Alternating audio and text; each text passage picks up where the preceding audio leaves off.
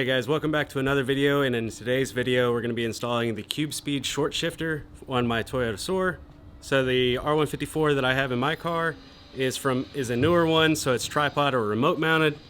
So they make two different versions of this, so if you decide to buy a Cube Speed shifter, then make sure you know which R154 or W58 you have.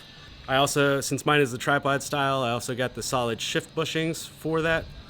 So let me go ahead and switch over to the GoPro and I'll show you what's inside the box and we'll talk about it a little bit more.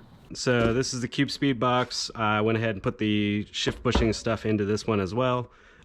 Before it happens again, sorry about the drilling by the neighbors.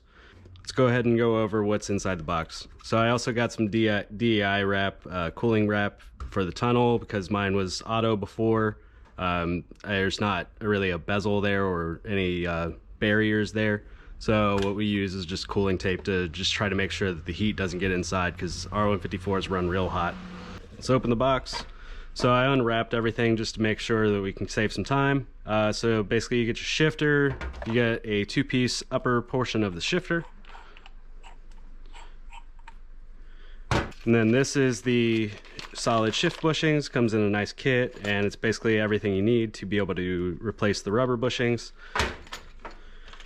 Then it also comes with these 4 bolts for screwing down the shifter itself, some brass shifters for the bottom portion of the shifter, and then it also comes with these are the weaker springs. It's already pre-installed with the heavy centering springs, which are pretty heavy without all the extra stuff on it.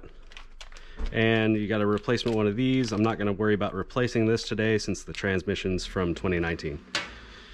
And then it's got instructions in here. Let's get inside the car and take off the factory shifter, and we'll take off my BAM shift knob. There's not much to do inside the interior. You just got to take the shift knob, the shift boot off, and then everything else is pretty much done outside until we get the frame off. All right, so what we start off doing is just take off the shifter, the BAM shift knob. I like it a lot. I'm contemplating getting the shorter version, but not sure yet. Of course, this one's weighted. It has the extra little ring on the inside, and I figured that was going to happen, so I got a little 19 mil wrench for the nut on the bottom just to release this collar. And I'm just going to set this in the cup holder for now, that way we don't lose it.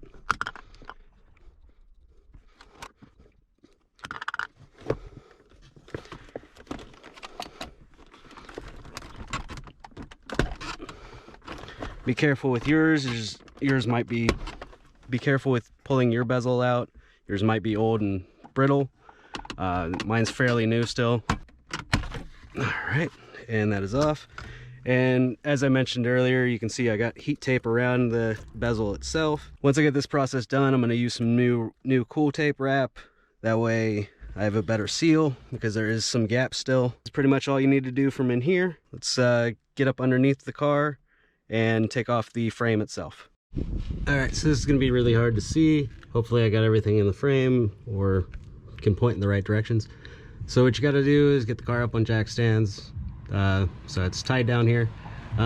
What I did was I supported the transmission with I didn't jack it up via the transmission. I jacked it up earlier, and then now I'm supporting the transmission so that I can take this bracket off. And so you got to take these 4 bolts off, that way you can let the transmission sag a little bit to be able to get these 2 bolts off. And then there's a bolt and a nut on the top that you got to get off, and hopefully that's going to be easier once I drop this. To start off, we're going to take off the transmission support, and that is 4 14 mils.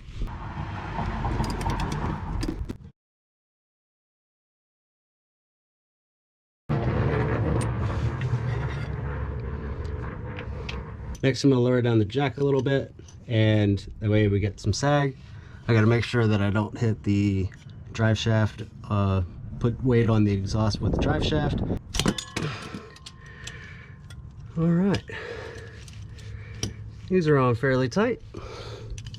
Next, this step is taking off the bottom portions, and I'm most likely not going to be able to film the top one.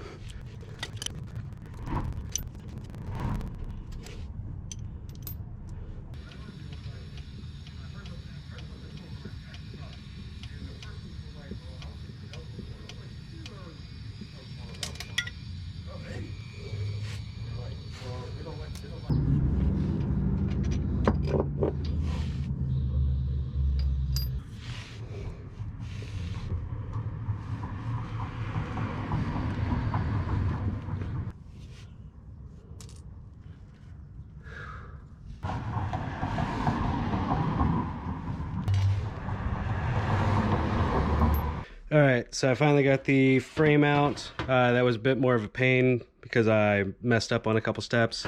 You want to leave these still bolted on and then undo the linkage between the actual transmission and the shifter first.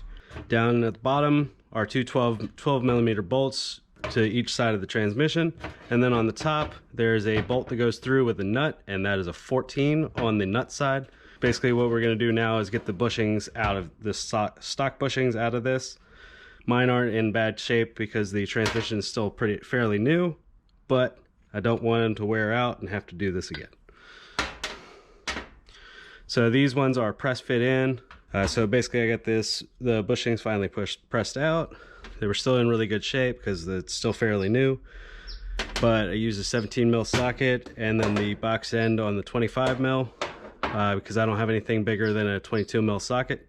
So under there, since it's so tight, I probably won't be able to show you what's going on in there. So basically I'm just going to demonstrate what goes on with it outside of the car, and then basically you just do that on the transmission. You're going to want to start by putting these two press fit bushings in to the top. They come with your kit, and then this is your stock bolt for the top portion, but basically you just put it in through there. Put your washer on, put your nut on, and Cube Speed recommends you use the medium strength Loctite on there, or thread lock on there. That way it doesn't back out from vibrations. And then on the bottom sections, basically you put them on each side. Once this is actually on the transmission, then you'll swing it down to where you can line it up on the bottom. And then once you line it up on the bottom, then you'll put the other bushing in here to where they're both like this. All four of these bushings are the same. Then start screwing it in. And then once you get that on the transmission, then basically you're just gonna attach the shifter itself by these 4 screws. And they are 4 Allens. And then you'll be able to connect the bottom linkage just like you did before, but replace it with these brass bushings instead. All right, so we're back in the car. What I did was put the top bolt and nut through here. Basically, I suggest going through that direction, and then I tightened down the ones on the side by putting the other bushings in. And next step I did was put the shifter on with just these 4 Allens. Next step is to put the cool tape on. Since this is about level, I'm just gonna basically do the outline of this square and try to seal it up a little bit better, and I'll show you that once it's done. I got the transmission support back up, so scratch the tape portion. I gotta refix it. I'd already done it, messed it up. Everything's tightened down below. Just a reminder, make sure you get the top bolt and nut on the tripod. Get the bottom 2, get the 2 nuts and bolts that are part of the selector shaft for the transmission and the shifter, and then tighten down your 4 bolts on the shifter itself. I'm going to play around with it for a little while. It comes pre-installed with the stiff centering springs, and I don't know if I like it yet or not. It takes a little bit of force to actually get it into first. We'll see if I like it. If not, then I got the light springs as well. Way less of a throw in every gear. 3rd and 4th are super easy. 1st is not so bad. You just got to make sure you put your hand in it. 5th is a little bit of a pain, but luckily since the car is right-hand drive, I'm pulling towards me, so I have a little bit more strength than trying to push away. And then reverse, definitely not going to accidentally go into that, because that one you gotta do stiff. I'm gonna go ahead and try to finish taping up this area again so that the heat stays out. I cut myself some strips. I'm gonna do like 4 strips across the bottom, across this direction, and then a couple strips this way just to reinforce it.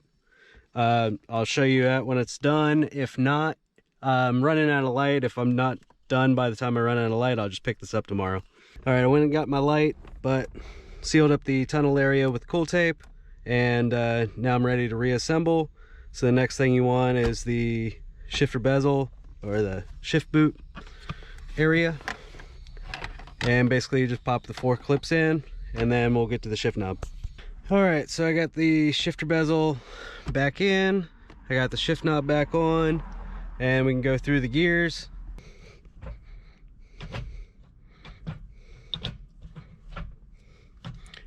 Much shorter throws than before.